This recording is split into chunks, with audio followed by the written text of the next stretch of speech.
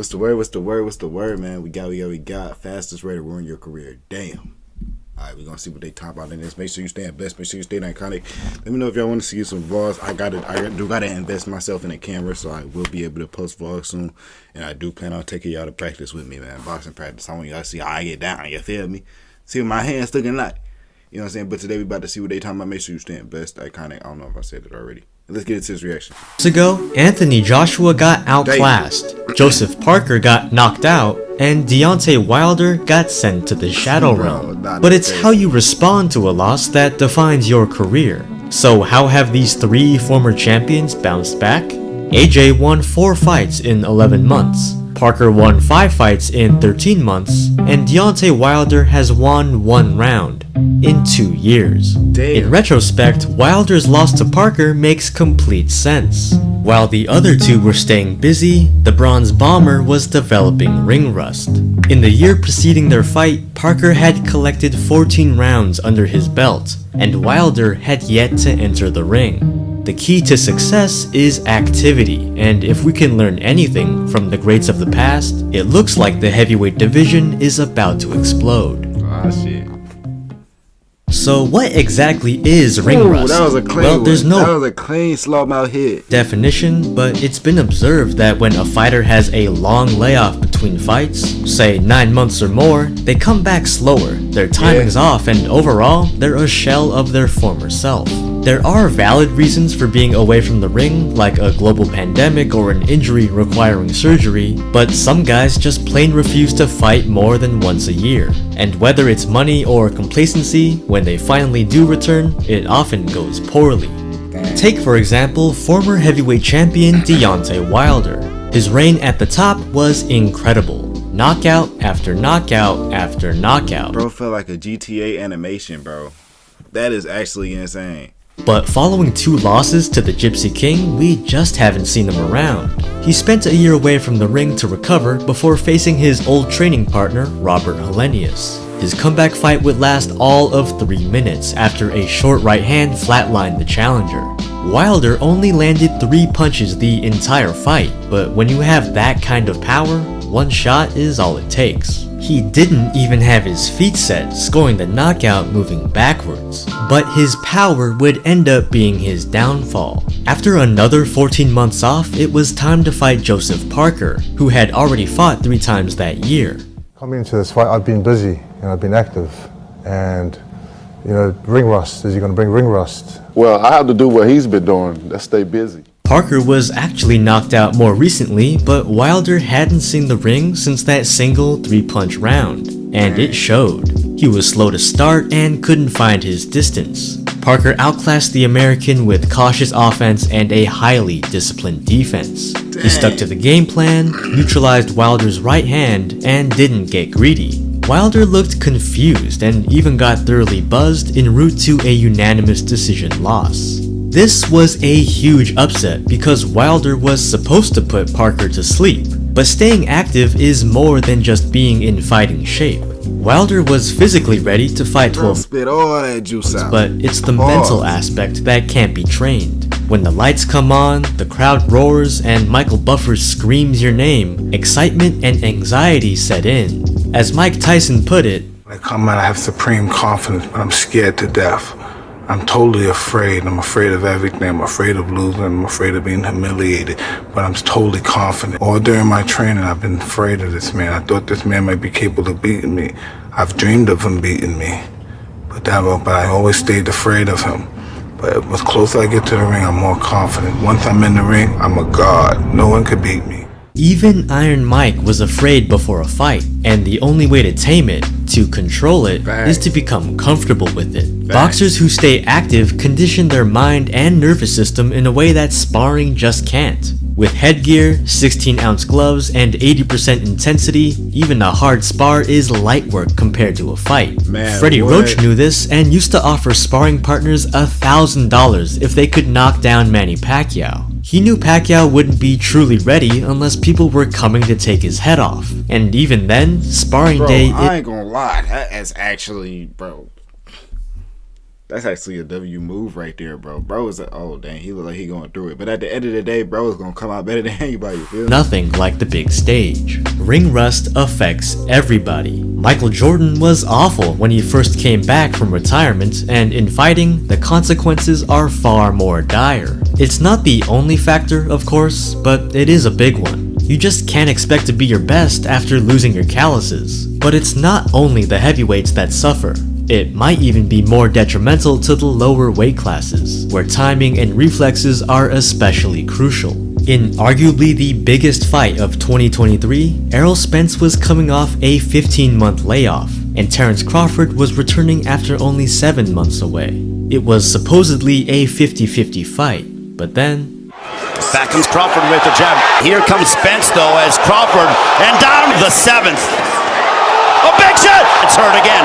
All right, hook that wobbles him. Spence might be going down again. And this one is... I'm not saying being more active would have saved Errol, but this was one of the worst one-sided beatdowns I've ever seen. Spence got battered pillar to post, and it almost seemed like the moment was too big for him. Like Father Time, ring rust is one of boxing's invisible opponents, but it can be defeated by strong mental fortitude. It is a more psychological block after all. When Sugar Ray Leonard came out of retirement to fight Marvelous Marvin Hagler, he had been out of the ring for nearly 3 years, having only fought once in the last 5. And to make matters worse, he was coming back from a detached retina, and fighting 2 divisions of... That just sound painful, bro. Oh my gosh, the detached retina is insane. That shit is... Oh my god. Natural weight class.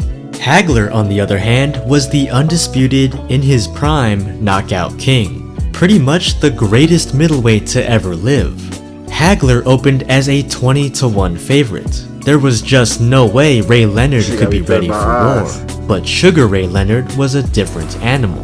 In secrecy, he hired 4 of the top middleweight contenders and set up private 12-round fights at 100% intensity under championship rules. Judges, coaches, and all. This wasn't sparring. This was as close to fight night conditions as he could get. Behind closed doors, iron was sharpening iron. Sugar Ray went 4-0 with 2 knockouts. And although outsized and outgunned, he at the very least wouldn't have an ounce of ring rust on him. And he didn't. He danced and boxed around Hagler, much to the champion's frustration.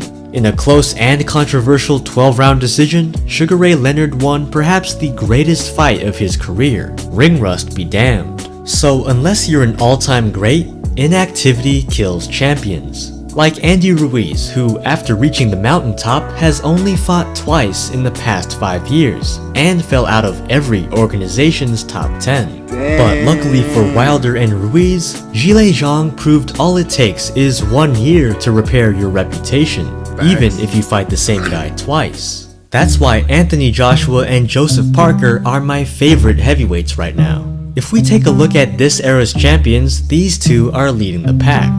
As the rest of the big men fight once, maybe twice a year, Joshua and Parker get active. With 4 and 5 fights respectively, this is the most they've fought since they were contenders, and it's reaping benefits. They get paid more, they continue to improve their skills, and they position themselves to become champions once again. But it wasn't always this way. Before the pandemic, everyone was relatively active. Things cooled down for a while, then following their losses, AJ and Parker exploded. We almost see a kind of trichotomy in today's heavyweights. Those who never lost have everything to lose, so they barely fight. And of former champions, after losing everything, they've also lost the motivation to fight. Their eye of the I tiger. can see that, bro. But imagine you on the street for so long, bro. You doing so good, bro, and you just lose, bro. That can either make you or break you, bro, as a person, bro. In general, it ain't gotta be the fights, bro. It just be actually crazy, bro. I ain't gonna lie to you, man. That's where that mindset shit come in. Third category. Those who lost it all want it back more than anything. They have... I ain't gonna lie, he fell 3 different ways. One, he fell on his head, then he hit his head back like these, like he whipping his hair, but this nigga do not have any hair, bro. It's crazy. Thing left to lose, so with a fire in their belly, they're as hungry as ever. Joshua's losses to Usyk didn't make him retire, they made him better. And Parker's loss to Joyce didn't destroy him, it made him smarter. This is why we've seen 9 fights in 1 year between them. We know how good they are because we've seen them rise from the ashes. Everyone else is a mystery, rusting away, leaving us guessing on how they're gonna perform. Of course, age and the severity of their losses matter, but in all, the successful heavyweights are the ones fighting the most. All the greats averaged around 2 fights a year, and that's what concerns me about the future. On May 18th, Tyson Fury and Alexander Usyk are set to unify the heavyweight division for the first time in nearly 25 years. The only problem is both Ring Rust and Father Time are fighting too. They're both on the wrong side of 30, and having only fought once a year, who knows how fight ready they really are. Not to mention, Fury's last bout was against an MMA fighter, which he almost lost. I don't know how this fight's gonna go, but I wonder if it's truly the best version of Usyk fighting the best version of Fury. Is the winner the best heavyweight? Yes, but Joshua and Parker are surely lurking in the shadows. Ring inactivity is one of the biggest failures in a boxer's career. Anybody will tell you that. I love watching Tyson Fury fight, but he hasn't fought a boxer in a year and a half. And I think Usyk is the second coming of Evander Holyfield, but he's the same age as Holyfield when he was dethroned. At the end of the day, we will have an undisputed heavyweight champion, but what comes next is gonna be very interesting. Andy Ruiz is set to fight for the first time in 2 years, but to understand his layoff, we have to go back. You see, he didn't lose his belts in the fight, he lost them far before he stepped in the ring. Check out this video to witness the incredible rise and fall of the sport's most unlikely heavyweight champion. I ain't gonna lie, it's looking like we're gonna have to watch that next, man. Let me know what y'all think, bro, about the boxing shit, man. It is a little bit crazy, but I feel like that's in general, bro. If you wanna be the best at something, bro, you can't take no times off. You can't be comfortable with anything. You gotta be the best version of yourself you could possibly be at that, man. You know what I'm saying? Or else it's not gonna happen.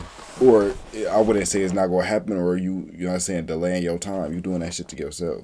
Let me know what y'all think. Make sure y'all staying blessed. Make sure y'all staying iconic. And I'm gonna catch y'all on the next one, bro.